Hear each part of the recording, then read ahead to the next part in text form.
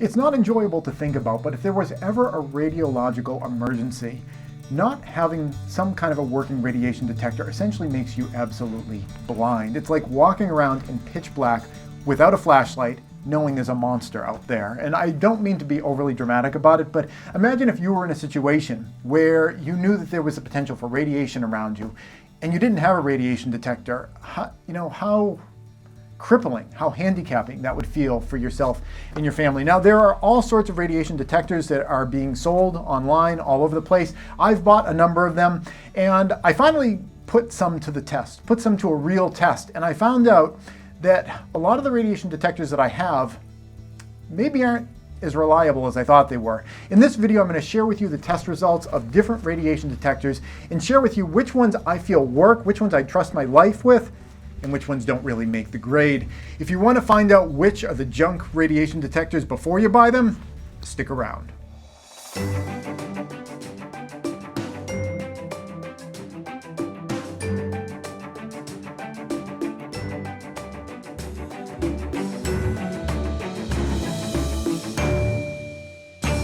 Hey everybody, this is Praxis, and in this video I'm going to be reviewing, discussing, testing, sharing the test results, is the best way to put it, of 4 different Geiger counters and scintillators, essentially radiation detection devices.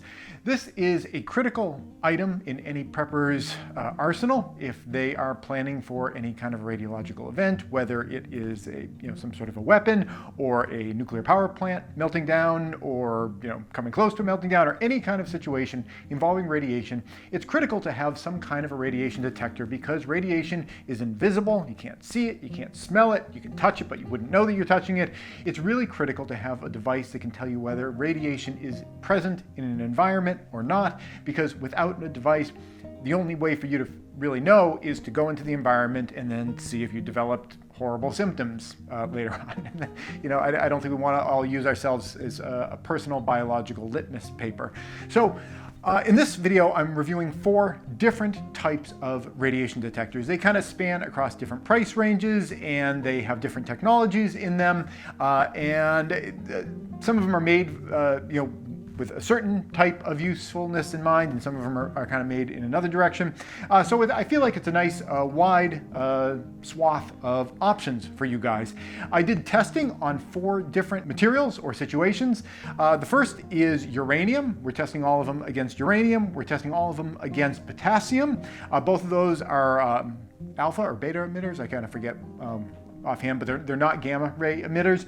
We're testing them all against radium, which is a gamma ray emitter, and we're testing them against background, which is really important. Whenever you're doing any kind of a scientific study, you need to have some kind of a control. So if you take a radiation detector and it's screaming that something is really super radioactive, it could be broken, and if you removed it away from the radioactive item and it's just in the middle of nowhere without any radiation, it could still be screaming.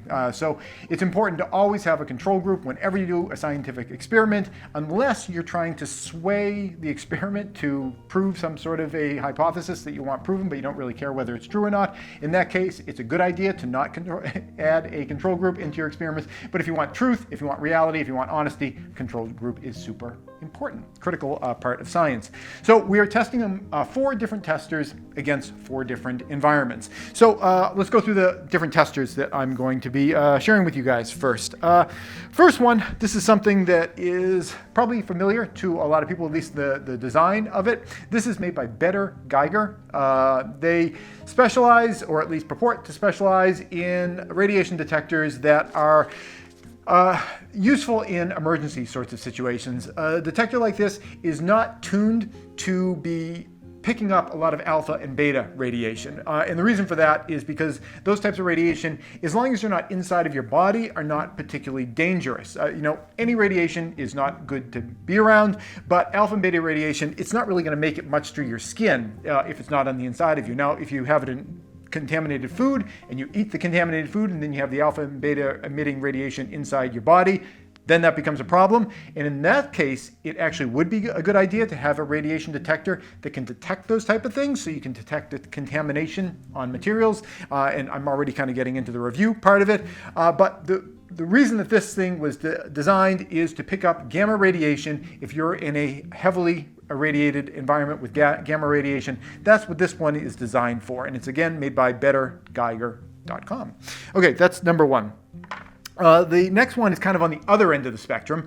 This is a laboratory unit. This is something that you would use in a lab setting. It has a wipe test plate on it where you can put some kind of material, like a powder or something, and then slide it in underneath the detector area, which you can see here right in the back.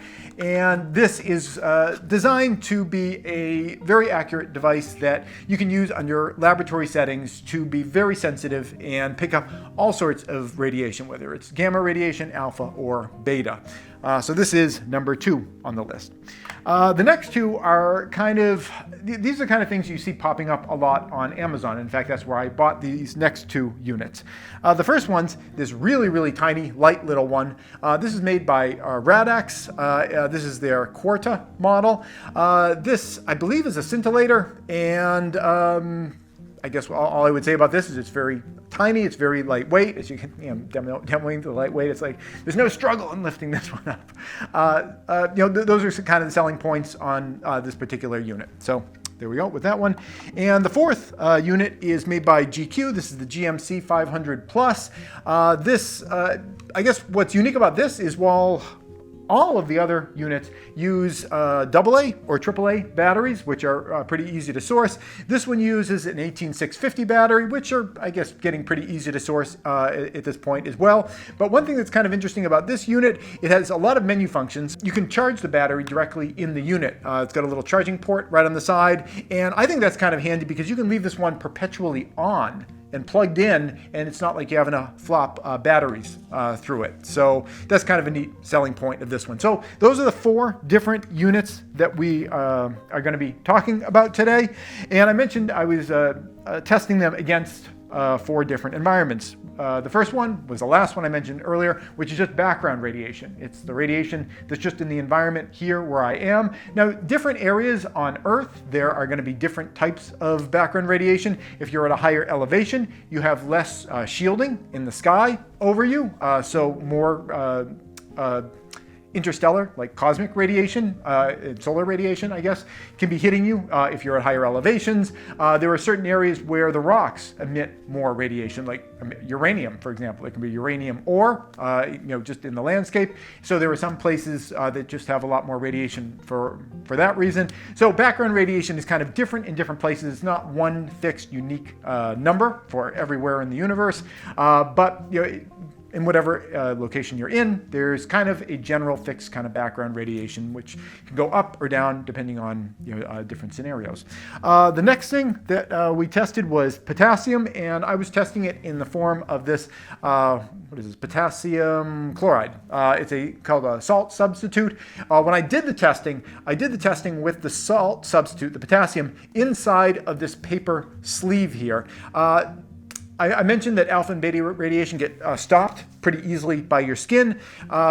Even like just a piece of paper, if you put a piece of paper up between you and an alpha emitter, it's going to absorb and block a lot of that radiation.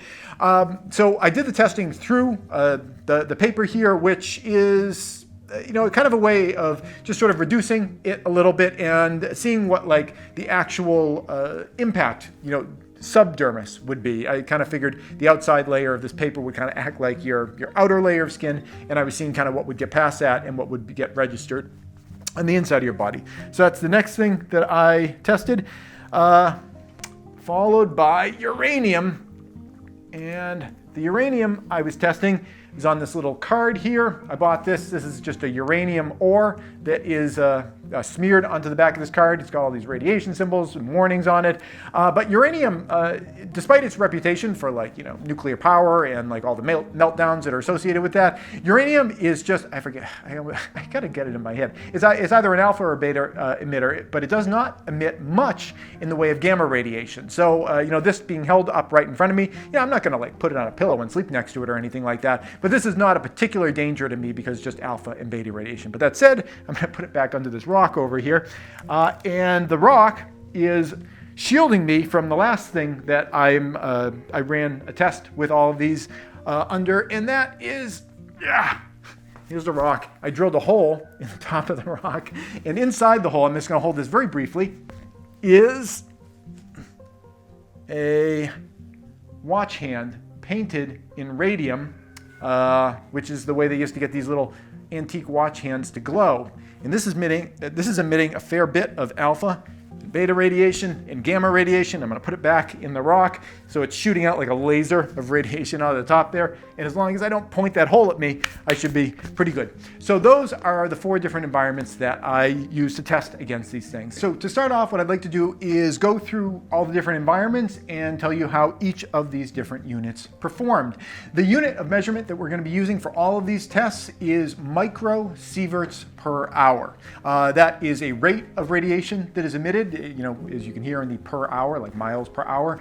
And a microsievert is 1/1,000,000th of a sievert. A sievert is a type of measurement of radiation that takes into account biological impact from that radiation. It's kind of a mix of how many raw counts per minute of radiation clicks are coming off of something, combined with the type of radiation that is being measured. So it is kind of a measure statement of biological impact. So that's what the measurement that we're going to be going with is the microsievert per hour, and this is what each of these units registered. So let's start with the Rad-X and background radiation. When I used the Rad-X to measure background radiation, it picked up 0.1 microsieverts per hour, which is considered normal background radiation from my area, so it was able to effectively measure that. Next unit is the GQ GMC 500 Plus. This one also picked up 0.1 microsieverts per hour for background radiation, so it effectively was able to measure what was allegedly there, according to my research. Next unit, the inspector. The IMI inspector picked up 0.3 microsieverts per hour as background radiation. I'm not sure what accounts for that, but that was the result that I got, is 0.3 microsieverts per hour using the inspector. Again, 0.3 is still considered in the safe zone. That's not a reading to cause any kind of alarm, but that's where this one started, was 0.3 for background radiation. Next unit on the list was 0.1 that I received from the bettergeigercounter.com Geiger counter, which I think they call them Geiger counter, but I think this is actually a scintillator. I may be wrong on that, but this one had a reading of 0.1. And actually, I'm rounding to the nearest tenth here. This one actually had 0.06, whereas some of the others had 0.09. So this one actually was registering even a little bit less than some of the others, and I'm just rounding to the nearest tenth. This one had an average of just around 0.1, and again, that's considered normal background radiation. So for normal background radiation, they all seem to pick up a unit of measurement that is, plausible. They all sounded reasonable. So next on the list, let's go to the potassium, the salt substitute here. Where did everybody fall on that? So starting with the Rad-X, when I used the Rad-X to measure the potassium, again, potassium inside of the tube, so it has a little bit of shielding in the paper tube, that was picking up just about 0.2 microsieverts per hour. So about double background radiation was what the Rad-X was picking up. That's, per my research, that sounds about right. Next unit that I used for testing that was the GQ GMC 500 Plus, and I was getting just about 0.2 with this one as well. So again, well within the ballpark there. The IMI inspector, when I was measuring the potassium, it was getting the same 0.3 reading that it got before, but slightly elevated. Again, I'm rounding these to the nearest tenth. The background radiation that this was picking up was 0.25, and when I was testing it on the potassium, it was getting 0.32. So slight elevation above the readings that it was getting previously, but still in that 0.3 kind of range, effectively saying that there's not really any huge difference. The duration of the measurements that I was using when I was taking all these measurements was about a minute or two, where I would kind of look at the numbers, kind of roll, and get an average of that period of time. The longer you take a measurement, the more accurate your measurement's going to be as it kind of averages over time. I did these about a minute or two. Okay, last on the list was the better Geiger counter. They put marketing right into the name of their company, didn't they? And this one was picking up 0.1 for the potassium. So essentially the same as background radiation. Again, right in that kind of same ballpark, 0.1. So it wasn't really registering much coming out of the potassium. A little bit because it was registering background at 0.06 and it was a solid 0.1 when it was measuring the potassium. So a little bit of elevation, but not very much at all. Okay, the next thing that I was testing was uranium, that little card with the uranium ore right on it. The Radex, in that case, had a reasonably elevated level. And at this point, I want to mention that both this unit and this unit I found had a particular way that they seem to be most effective at measuring radiation.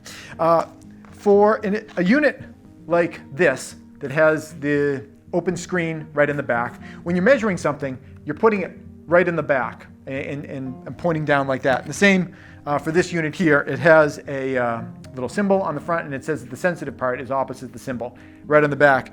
These units, the instructions didn't note this at all, but I found these units are different, and I'm just going to demo on this one so I don't have to hold both at the same time. If you take a sample and you put it right in the middle of the back of one of these, it would measure something there, but it wasn't until you tilted it up on the side and measured it on the side where it really started getting a lot of activity. And I'm wondering if, because these are scintillators, not Geiger counters, if there's some kind of directional nature of the way that these measure things, and energy coming from this direction versus this direction or this direction gets picked up better. But I found both this unit and this unit both had that kind of feature where if I put things on the side, they were much more sensitive to it. So if you happen to get one of these units or a different unit, you may want to try manipulating them in relation to whatever the sample is to do a better reading. Although for I think most of us, we are buying these things so that if we went into an entire environment where it's coming from everywhere, they're going to be measuring, from everywhere. And I guess in that case, you wouldn't really care the orientation. So anyway, getting back to the readings that I got, using this Radex Quarta, I got a reading of 3.0 microsieverts per hour, which was much more elevated beyond the 0.1 that is 30 times more intense than background radiation. So measuring uranium ore, it was 30 times more radiation than this was picking up just on background. And a reading of 3 is considered an elevated reading. You're not into the severe danger zone at that point, but anywhere between 1 and 10 microsieverts per hour is considered elevated, and you don't want to hang out in that environment too long. So the Radex picked up 3, definitely an elevated radiation environment, and it effectively was able to notice that and tell me about it. Next, the GMC 500 Plus, which that's an awfully long name. Couldn't they just call it Jerry or something? So anyway, this one also had a reading of 3, which is again 30 times above the background radiation that it was picking up earlier. So this one seemed to effectively tell me that the uranium was putting me into an elevated environment. Next on the list, the inspector. Now this was kind of an interesting reading that I got from this unit.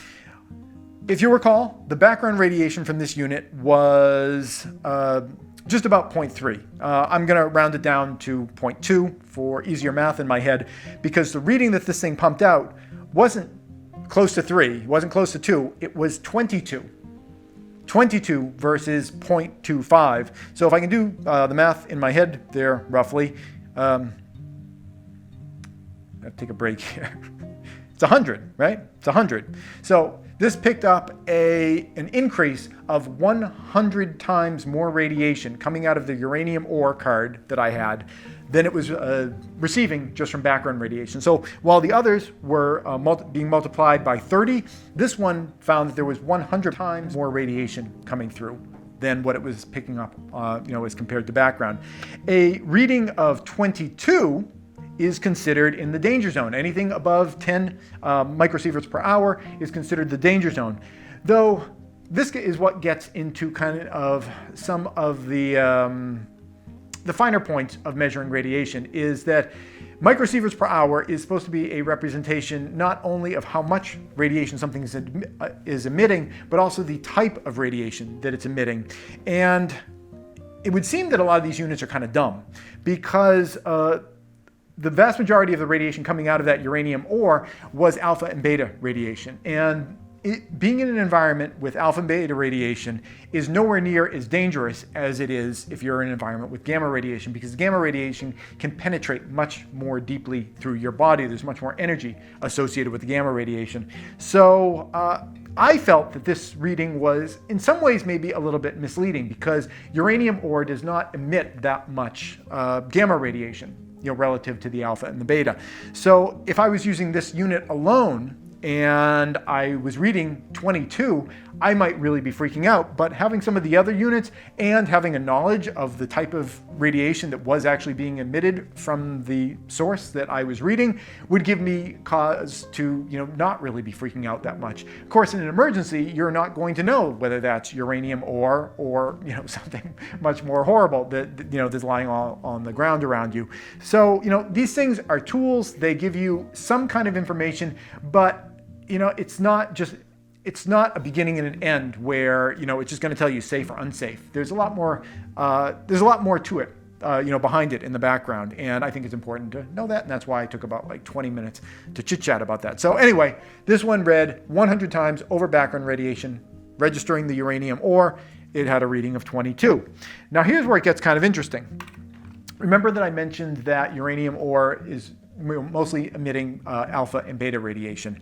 This unit here is tuned, at least according to their marketing, tuned for gamma radiation, because like I said earlier, gamma radiation is the really high energy radiation that penetrates through you and does the real damage to your body. The other ones can do damage if they get inside of you, but in terms of things on the outside, irradiating you from the outside, going in, it's the gamma radiation you really have to worry about. This one's tuned for that, and it's tuned in a way to kind of ignore the alpha and the beta a bit. And when I was testing this against the uranium, I got a reading of 0.2, which is only double background radiation. So if you recall, these units here were 30 times above background radiation when I was testing them on uranium. This one here was 100 times above background radiation when I tested on uranium. This one's times 2. So this one had nowhere near as many warning bells going off when I put it near the uranium. And I think some of that is by design, because this one's intended to pick up gamma radiation. I guess they have some shielding in here, which blocks out a lot of the alpha and beta, so you don't get that kind of, false alarm kind of stuff where, something that's not necessarily dangerous, could potentially be terrifying you. But on the flip side, if you wanted to use this unit and test something to see if it was contaminated with alpha and beta radiation before you, eat it, this is not going to really give you that information. So that's what you get into this situation where, maybe, it's not one tool for all purposes. So that covers uranium. The last thing on the list is my little friend down in the hole there, the radium, which I had to special order because it's kind of hard to find gamma ray emitting materials just in your local environment, and that's a good thing. I had to special order that thing, and it took a couple weeks for it to show up.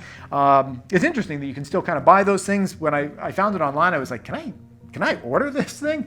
And yes, you can, and it got sent to my house. And what's crazy about it is I've got it hidden in that rock. People used to have those things right on their wrist. And, there's these stories about, primarily it was women that would paint the radium tainted paint onto the watches, and how to get their paintbrush nice and sharp between painting, they'd wet it on their tongue and dip it in. And you can imagine what happened to those poor people who, just took for granted that what they were being told to do in their work environment was safe and wouldn't hurt them. Didn't turn out that way. So that's the next item that we're going to be testing through all of these. And let's start, as I have been, with the Rad-X.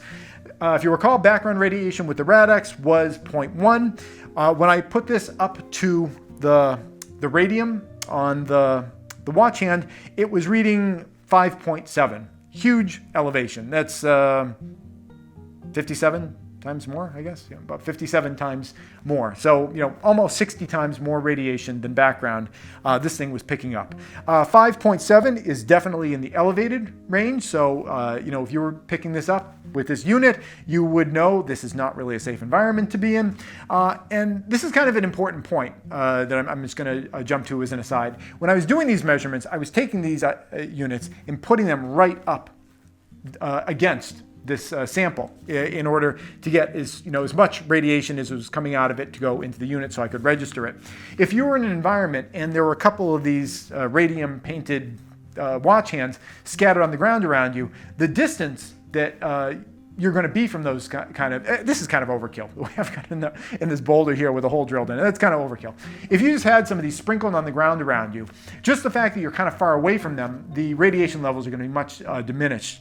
So the idea that if you were going to hold this unit and then have these radium watch hands scattered around you on the ground, this isn't going to be picking up any 5.7 if that's a situation. If this is picking up 5.7, there is a lot of material around you, because if you have one radium watch hand and it's thrown on the ground next to you, it's not going to emit much. If you have two, it's going to be twice as much that'll be getting registered by this. Still not very much. If you have four, that's twice as much again. 8, that's twice as much again. 16, 32, 64, you can see where this is going. If you have a lot of this material scattered around you all over the place, it's going to cumulatively aggregate into a much larger number. And those are the kind of environments that these guys are going to be designed for. It's not that you're going to be down on the ground, like shoving this down into the soil. What you're wanting to know is there's so much around me that even the area up here where I'm living, where I'm existing, is that bathed in radiation despite the distance that I have from all this dust on the ground. So 60 times above background radiation when I was testing radium. Next, the Radex. This picked up a reading of 7. So 7 microsieverts per hour, definitely in that elevated range, getting pretty close to 10, and 10 and above is considered the danger zone. So this is about 70 times above background radiation. Testing the radium watch hand is what this picked up. So I felt like this did its job. It's telling you that you're definitely in that elevated zone, getting towards the danger zone. Next on the list. You probably won't be surprised to know that this picked up a lot more than 5.7. It picked up a lot more than 7. This picked up 60. So it was reading background radiation at just about 0.3. So you're going from 3 to about 600. I can do the math. Is that like 200? Is that right? 200? Yeah, it's like 200 times. About 200 times more than background radiation. So it went from 0.3 to 60.0, about 300 times, 200 times, about 200 times more radiation than background radiation. So this thing was definitely picking it up, and it was definitely letting me know about it. And again, I'm going to step back to this because this is important. 60 is more than 10. As you're well aware, 60 is more than 10. You don't need a PhD in mathematics to know that. More than 10 is considered in the danger zone. What this thing was picking up is it was picking up all the gamma radiation, which was being emitted by the watch hand, and it was also picking up all that alpha and beta radiation. So this one was giving me a really, really high measurement because it's picking up all of them. And that really, really high measurement is giving me information, but if I don't know that this is picking up a mix of alpha, beta, and gamma radiation, and I don't know whether that's all gamma radiation, which would be very dangerous, or if it's all alpha and beta, which, it's not great, but, it's not going to be as bad as if it's gamma radiation. This is getting into those situations where you might have, a reading on your device, and it might seem terrifying, but it might be a situation where you might be taking it out of context, because I wasn't getting 60 microsieverts per hour all of gamma. That's kind of a mix of gamma radiation and alpha and beta radiation. So, getting a unit like this, I think it's going to be really prone to suggesting to you that you're in an environment that is much more dangerous than it actually is, unless you kind of understand what this thing is doing and what it's not doing. It's not what it's not doing. It's just that there aren't any things that this doesn't do. So it's telling you about everything. It's giving you so much information that it could be kind of terrifying. It's kind of like statistics about like shootings or something like that. If you find out that there are so many shootings per year, that statistic might sound terrifying to you, but if you divide it up among millions and millions and millions of people, you realize that, statistically, it's reasonably safe to go out and you're not going to get shot. But if you just listen to that kind of raw, cold number, it could give you a sense that that's a really big number. But out of context, it can be more terrifying than it should be. So moving on. It's a little bit of philosophy mixed in with our Geiger counter reviews here. Last one on the list. This is our last number for our last meter. For the better Geiger counter against the radium, I had a reading of 1. This is 1.0 versus the 5.7, the 7.0, and the 60.0 of the other units. That might make it sound as though this unit is not working properly. And at higher elevated levels beyond 1, I can't say for sure because I don't have a million of those watch hands, nor would I necessarily want to have that many of them near me. But I don't think that number is necessarily a bad number because if you remember, 1 to 10 is considered elevated. And this thing is tuned to measure just the gamma radiation. So this is telling me that in terms of gamma radiation, that watch hand is emitting gamma radiation that is itself getting it up into that elevated zone. So in a way, because I know that this one is not confusing me with the alpha and the beta radiation, and it's only telling me about the gamma, the fact that it's giving me a 1.0 makes me understand that that's 1.0 of gamma radiation. And I think that's useful to know. So while this did not return anywhere near as high a number as any of the other units were delivering to me, because I know the type of radiation that this is measuring, and I know that it's isolating just that, I think that that was a really useful number that it gave me for that. So what are my recommendations? Well, I've got a couple recommendations. I think if you really wanted to have a good sense of your environment and you wanted to have an ability to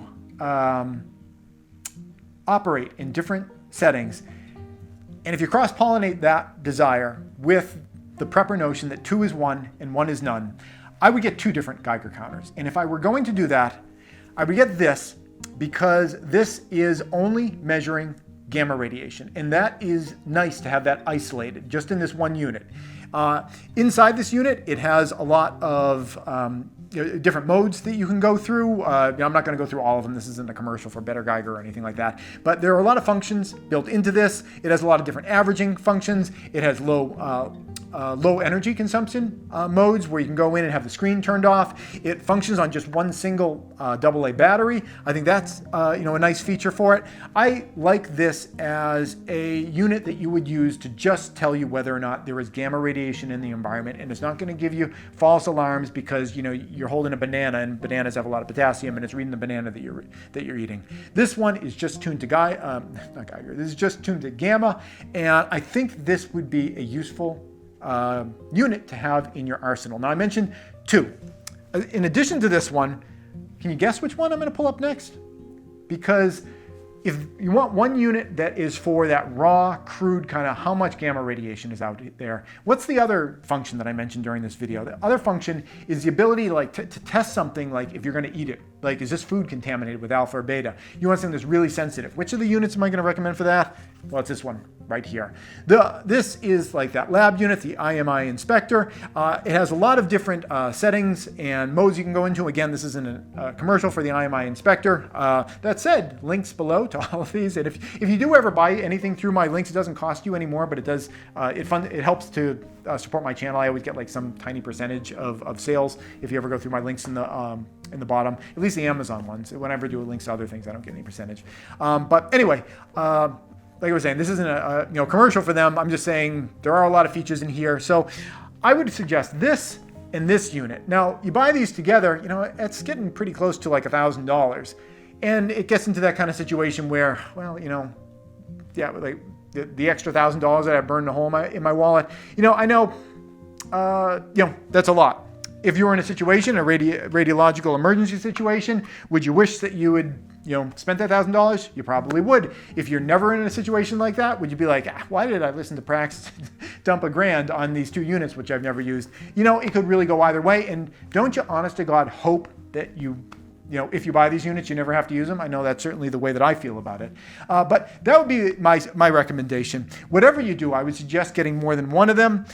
When I was just turning all these units on to test again today, because previously I tested them against everything except for that radium painted watch hand. It just came in the mail today, so I turned them all back on to test on that. And when I turned this Radex on, it was screaming like it had, just with background radiation, it was screaming like there were all these counts. I think it was just because it was cold. I'd had it in my fallout shelter and I brought it out. Maybe there was a little condensation on it, had to warm up and dry out. But it just reminded me that if you just bought one of these, and I'm not saying this is particularly prone to any kind of an error, it reminded me of that situation. If you only had one of them and you turn it on and it's not functioning, 2 is one and 1 is none, especially when it's a situation where, there's an invisible threat and you have no way of sensing it one way or another. So I hope you found this review helpful. I know that it's a lot of money to dump on this kind of stuff. And if you are just getting into prepping and preparedness and you haven't done the basic things like get food back, stored in a pantry, or your water stuff secured, or all those other kind of much more basic things, don't go getting this kind of stuff. If what's the point of knowing what there's radiation if you're going to starve first? So do the basic stuff, the basic cheap stuff. Prepping, a lot of people are new into prepping. They look at these kind of things and they're like, oh, you preppers, you're spending all this money, and not everyone's made of $1 million. Neither am I. But I would highly recommend against getting any of this stuff if you haven't covered all your other bases. It's the same with things like precious metals. People are always saying, oh, well, why would you want to buy silver and gold? That stuff's so expensive. You shouldn't. You shouldn't buy any of that stuff unless you have put back all the basic stuff. Having food, having medicine. Critical medicines for yourself. All the basic things you need for life. Cover those bases first, and once you cover all that kind of stuff, then you kind of graduate to these kind of next level things where okay, well, I've covered that I'm not going to starve to death. What are some other things that I can, put some investments into? There's one other thing I want to mention just in this video that goes beyond any of these. It's another item that I haven't mentioned at all in this video, but I think it would definitely be worth taking a look at. And this is a specific unit which, looks and is built a lot like this unit, but it's one that Canadian Prepper has on his website that he had an engineer kind of put together, and they created this device. And one thing that I just keep holding this. One thing that his device, and I haven't tested it, but one thing that his device claims to be able to do beyond what this device can do is that it is tuned to pick up gamma radiation, but you can flip open a back panel on it, and then it can also pick up alpha and beta radiation. And that would be a cool feature. If you were only going to get one unit, I would think that unit might be the one to get if you were only going to get one. Again, 2 is 1 and 1 is none when you're a prepper. But if you're just going to get one, I think that one would definitely be worth a look, because the ability to both get everything and then close up a panel and have it tuned just to alpha and beta radiation, that's something worth thinking about. Alternately, I suppose you could get this and then you could make kind of like a shroud around it, and cover the back panel. Anyway, there's so many different options. I just wanted to share with you guys the numbers that I recorded so that you can make a more informed decision if you're thinking about buying one of these things. And I think I've talked long enough. Thanks for watching.